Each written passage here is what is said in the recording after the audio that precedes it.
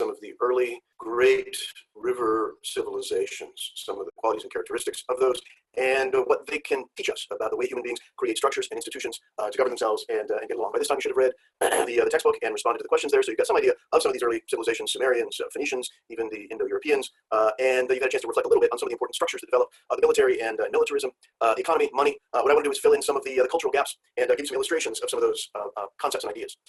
Remember a couple of things. First of all, you've got an outline to follow along with, the Farmers and Builders outline. The images on this particular outline are from the Harappan civilization that we'll talk briefly about in a minute here. Very interesting art produced by that civilization that tells us a lot about who those people were and how they thought. So that might be a useful thing for you to use to follow along. And the other thing, of course, is to remember that you've got some reflection questions to respond to as we go through this as well. So you might want to have those out to refer to also to help us think a little bit more deeply about some of the things that I'm going to talk about. In the meantime, let me go ahead and pull up some of the images that we're going to use to talk about things here. And first off, as I mentioned before, we're going to be talking about the great river civilizations.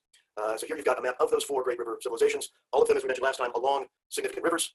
And as you'll notice here, whether you start from the Nile at the far left or the Yellow River in China at the far right, you've got the Tigris Euphrates, Indus River and Harappan civilization in between. You notice that these are on a kind of east-west axis. They're all in relatively the same latitude.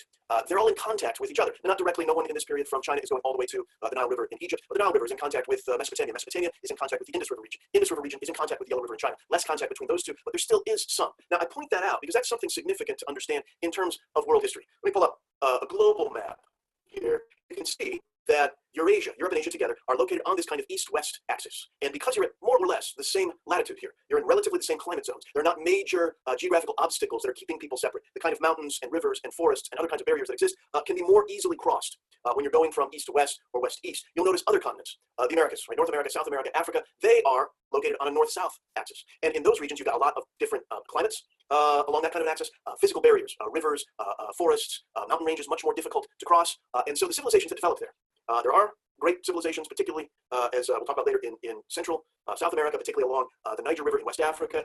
There are great civilizations, but they exist in relative isolation, which means that those people have to essentially develop everything on their own. And they do, but it takes more time. Things develop more slowly. Interaction between civilizations and societies matters. The more we interact with each other, the more we're sharing not only things like ideas, technology, but even things like plants, animals can spread more easily along that kind of an axis as well. So that's important to keep in mind. The great river civilizations don't develop where they do because the people who live there are somehow more advanced or more developed, but simply because they have the geographical advantage that those civilizations can be in contact with one another. And that really helps to explain why those are the first places where we get these great civilizations. Now I want to talk a little bit about type and scale of social structures to help us understand what's going on as these great civilizations develop. Now, the very most basic social structure that human beings live in, parental or family groups, right? Mothers and children, oftentimes, but not always with fathers. That depends on when and where we're talking about. Living together, 2 to 8 people, right? That is the most basic unit. Now, that unit usually can't survive on its own. So the very earliest civilizations that we were talking about before were subsistence groups, usually several parental groups traveling together, living close together, usually related to each other, generally around 25 to 50 people. This is what we're talking about when we talk about bands of hunter-gatherers, right? With that number of people, you can essentially take care of one another, provide for one another, and survive as long as you've got the resources to do so. Right? At level 3, we get to reproductive groups. These are related subsistence groups. Think when you get together with the biggest family reunion and you've got your distant relatives. That's the kind of group we're talking about here. These people intermarry with each other, but they share a sense of kinship and origin. They kind of all come from the same place. They share a kind of culture. Like from there, you develop up to towns and villages. You get the very first ones of these emerging during the Ice Age. These are the people who are producing the figures, the symbols, the architecture that we talked about earlier. But these are what we would think of as very small towns and villages. Linked reproductive groups. They're ruled by groups of elders. The old people in the village get together to make decisions. So you really feel like you're represented in government here. Now, you may not be at the village council, but grandpa is. So you feel like somebody's got your interests in mind in that group. And again, these range from 500 to 1,000, maybe low thousands if we're talking about a really big town or village. Now, here's something interesting to think about, one of the reflection questions for you to respond to. Most people, if you talk to political scientists, early historians, they think that most of us would prefer to live at level 3 or level 4. Right? We like to live in smaller communities, reproductive groups, or small towns and villages. Why? Well, in those size of communities, everybody knows each other, and everyone is more or less equal. Right? You may have some people that are a little bit better off than others, but most of us are surviving from subsistence agriculture. There's a kind of equality of life that exists across that group. And like I was just mentioning, you feel like government represents you. Whether you participate directly or whether somebody in your family does, you feel like people are looking out for your interests. So most of us would probably choose to live at that level, but most of us don't. Right? Most of us live at level 5 or 6. Right? When you move to level 5 and 6, you begin to get cities and states, militarily, economically powerful systems with state structures. We'll talk about that in a minute, what those are and how those develop. And from there, you get empires, right? Linked regions with a kind of unified political system. Now, at that level, as we'll talk about, you get a lot of inequality, you get a lack of representation in government, you get coercive structures that force you to do stuff you may not want to do, labor, pay taxes, serve in the military. So the question then is, why do we move to levels 5 and 6? Right? If we prefer level 3 and 4, what is it that pushes us to create the towns the cities and states, the larger empires, something for you to reflect on, right? Most of us only live at those bigger levels because something, whether it's economics, whether it's politics, whether it's military necessity for protection, something pushes us to those bigger levels to give up the things that we have gained at levels 3 and 4 to live at levels 5 and 6. By the time you get to level 7, we're talking modern globalization, right? Billions of people linked together in systems of wealth and power. But let's think about those levels 5 and 6 and how those... Finally, a modern wallet with a place to keep your cash. It is a super sleek design with 1 card slot here on the back, 2 on the front, 1 here inside, a clear ID window, and space for 9 cards here in the main section. I love this button. You just pull it and your cards come out nice and staggered, but the crazy part is these won't begin to develop. What are the sort of factors that cause the development of levels 5 and 6? Well, the first point that you've got on the outline there is you've got intensification through technology. And in particular, early on, this is agricultural technology. Right? We're developing ways to grow more stuff with fewer people. What are some of those things? Well, they're not going to sound like they're real technological marvels to us, but things like slash and burn agriculture. Again, the problem with agriculture is you use up the nutrients in the soil. One thing you can do is rotate your crops to different fields, burn off those fields, use that ash to replenish the old fields and regain the nutrients that you need so you can move back into those areas. So that's one kind of technology. Then something called the secondary products revolution. This is where we begin to do things like use animals to assist in agricultural production. So you got some images there from ancient Egypt that show the way that animals are used to increase agricultural yield. And then thirdly, most importantly, and we'll come back to this for the assignment for this module, irrigation and water systems and water technology can be all kinds of things. Can be canals, can be irrigation, can be what you got in the picture here, terracing to preserve water on hillsides. All of those things make more water available and make it more controllable. All of those things lead to greater yield in agricultural terms. And we're no longer at subsistence levels of agriculture where we're only growing enough food for our family. Now we've got enough to sell. Now we begin to enter into trading relationships. Now there's more money to be made. Now inequality is starting to develop. So that's the first of the factors that leads to the growth of cities and states. A second one is hierarchy. Right? Once we begin to get different levels of wealth, we begin to get different levels of power, and that leads to hierarchy. Some people with more money, more power than others. What are some ways that we know this is beginning to happen? One of them is monumental architecture. Once we start to build enormous buildings, we know that we've entered a more hierarchical system because buildings tell us what really matters to a society. I mean, this is still true today. Think about our cities. The biggest buildings in them show what's most important to us. So I live in Charlotte, North Carolina. Biggest buildings in downtown or uptown Charlotte, your office and your stadiums. Right? What matters in a modern American city? Banking, finance, business, sports. Right? Those are the things that we really value. If you go to the medieval period, where we're going to get to eventually in this course, you got the cathedrals and the palaces, right? The castles. Those are your biggest buildings. What mattered there? This unification or this cooperation, at least, between church and state. If you go back to the ancient world that we're talking about now, tombs are going to be one of your giant monumental kinds of agriculture or of architecture. What you see at the top there, the pyramids, right? These are built as tombs to show the people who are really important to us. The pharaohs, the kings, the people we bury there. Other things that are going to be important, palaces, temples, which is what you see on the right-hand side there, and defensive mechanisms like the Great Wall of China. Now, they're just beginning to build it in Syria. It doesn't look like it did in the picture, but they are starting to build it. So military installations, palaces that show power, tombs that also show wealth and power. That monumental architecture shows us what is really beginning to matter in a civilization. Next thing, the development of elite gods. Now, you were already reading your textbook about the development of religion, but what you begin to see when cities and states develop are the kind of early religious inclinations that all human beings have got are very much localized. Right? We have the local deities, spirits. We have our ancestral gods that we worship, that we believe are connected to our family, to our kinship group, that look out for us. These are the ones that we make prayers and offerings to. Our ancestors are part of that pantheon, and so we also look out for them, remembering them. We might have a corner in our house that we dedicate to maybe a shrine for those local gods, for our ancestors. What happens when you get cities and states? Well, we keep our personal gods and our personal religion, but we add to it because those people who are at the top of the hierarchy with more wealth and power are going to be able to say, well, my God should be your God too. So their local gods become elite gods that everybody has to worship. So in this image, you've got some examples of elite gods from all 4 of the great river civilizations, images that were designed to promote the worship of these elite gods. So in religious terms, in these early cities and states, we have our local gods, we have our ancestors, we have our personal gods, but now we've added to those the elite gods of our rulers also are going to worship. Now, the other another factor, in addition to the elite gods, the monumental architecture that show us that we've got hierarchy developing, wars and warriors, right? People who are devoted only to fighting large armies, generals, people who study this kind of thing, make strategies out of this, right? That's all something that shows us that hierarchy is developing, as well as slavery. All of these ancient civilizations are practiced enslaving prisoners of war, and here you've got some examples, again, from all 4 of these civilizations. Some people come into towns, cities, empires because they're forced to, right? They're coerced, and we're going to use their labor on behalf of the state to do things like build that monumental architecture, work in our fields to produce the surplus that's going to support us. So slavery, another one of those systems, and these hierarchical systems tend to be patriarchal. Right? One of the defining characteristics of these systems is men have the highest positions of power. Now, one of the reasons for that is we get more stable families. Once we have stopped our hunter-gatherer lifestyle, we've begun settled agriculture, we have more settled families. Families in the more simple structures tend to be more fluid. I mentioned in some of the very earliest hunter-gatherer societies, the fathers, the men, tended to come and go. They were the links between those sort of family groups. Now that we've settled down, we've got settled families.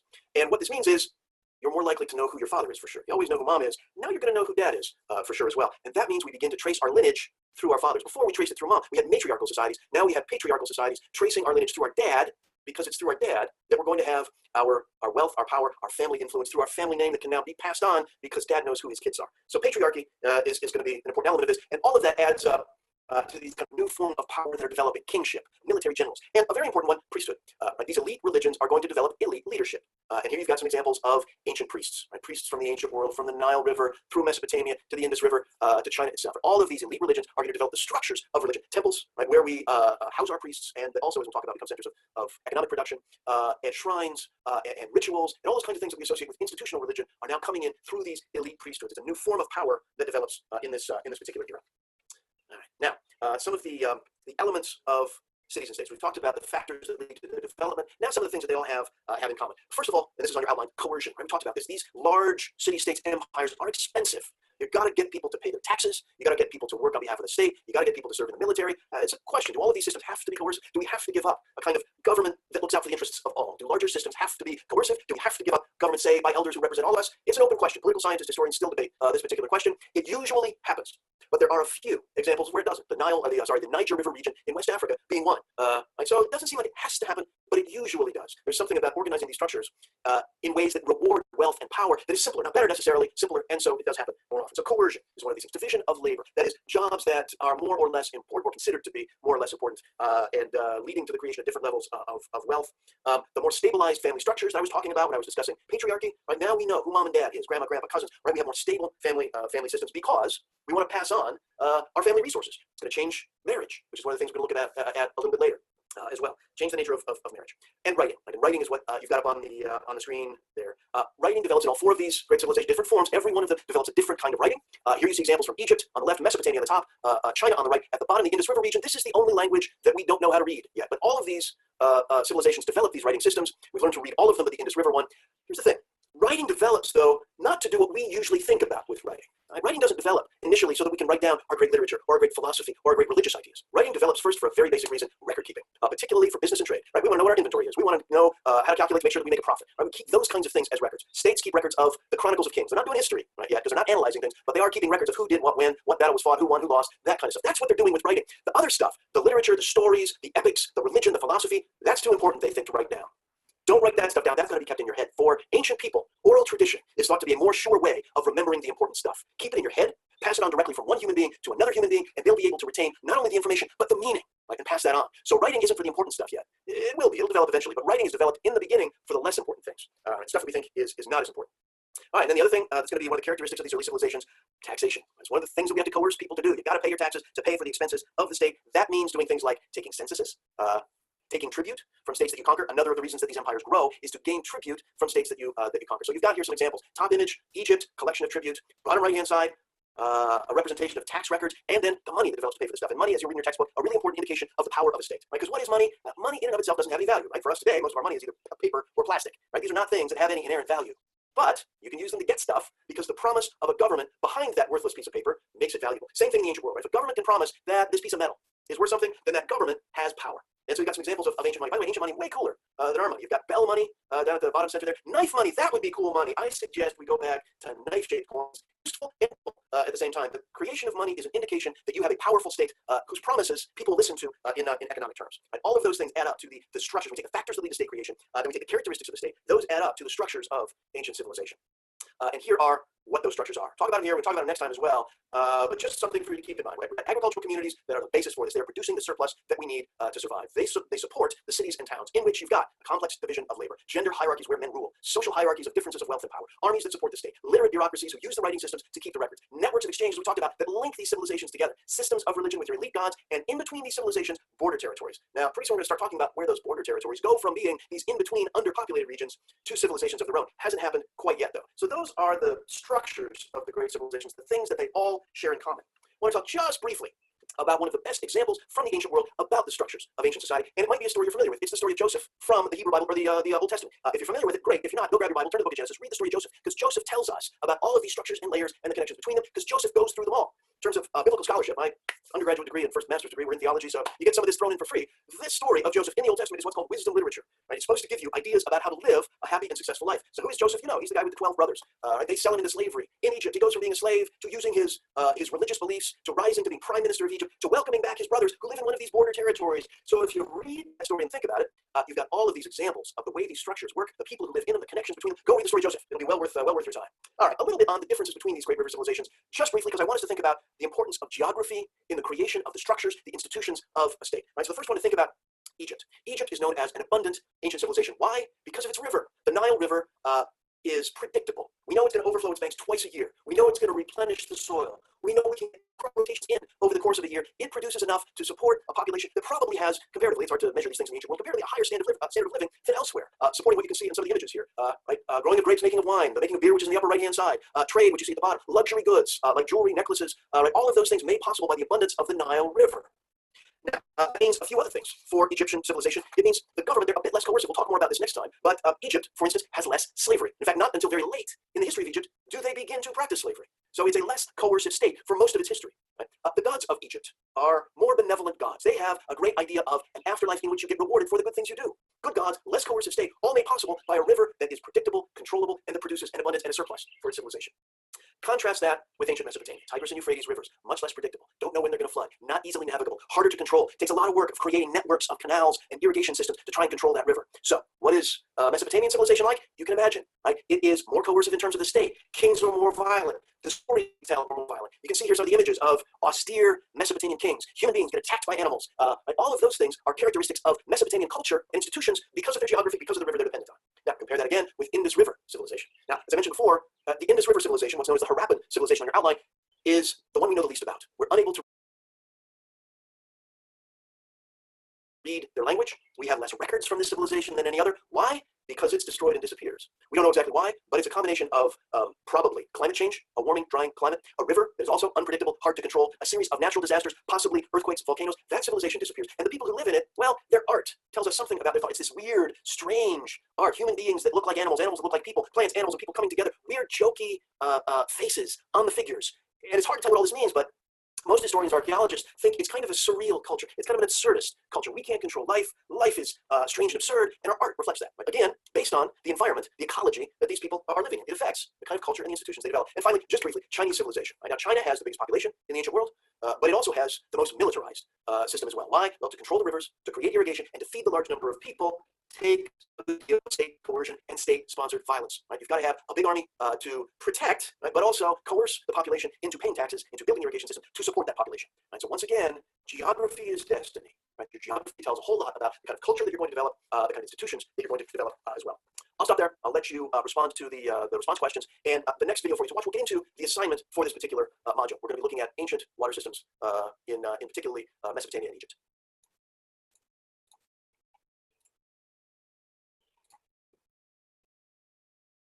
Hello, everybody.